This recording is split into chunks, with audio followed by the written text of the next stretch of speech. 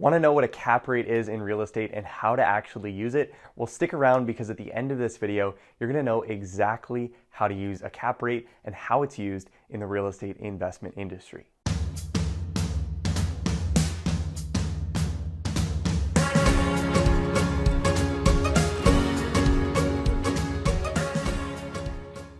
For first dibs on real estate financial modeling training and career videos, make sure to subscribe to this channel and hit the notification bell to be notified every time we release a new video every Thursday. Now, if you're not sure what a cap rate is and when to use it in real estate investing, by the end of this video, you'll know exactly how to calculate a cap rate and when to use it to value a property when you're looking at a new real estate deal. So I've taught over 10,000 students real estate financial modeling and deal analysis to help my students land better jobs and do more real estate deals. So if you're looking to advance your real estate investment career, you're in the right place. So to understand the cap rate, first what you need to do is understand what the actual definition of a cap rate is. So a cap rate is the net operating income, or just revenue minus expenses at a property, divided by the purchase price of that property. And once we know this definition, we can actually use this in several different ways to calculate what a cap rate might be. So what we're going to do is jump into Excel into 3 different examples of this. So we'll walk through 3 different ways we can use the cap rate and when to use each.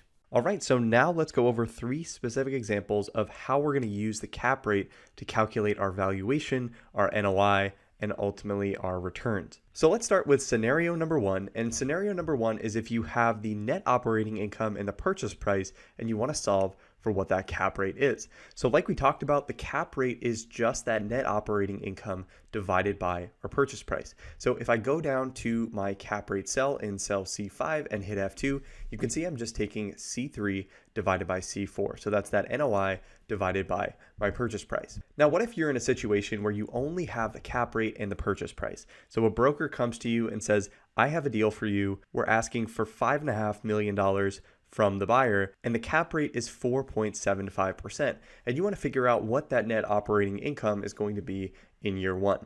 Well, if I go down to cell C10 and hit F2, we're taking C8 times C9. So we're taking that cap rate times the purchase price, and that's going to get us that net operating income. So maybe you want to solve for that and you only have the cap rate and the purchase price. Or maybe for number 3, you only have the cap rate and the net operating income. So maybe you have financials for a property, but you don't know what the target purchase price is going to be, but you do know that the target cap rate is 5% and the net operating income is $750,000.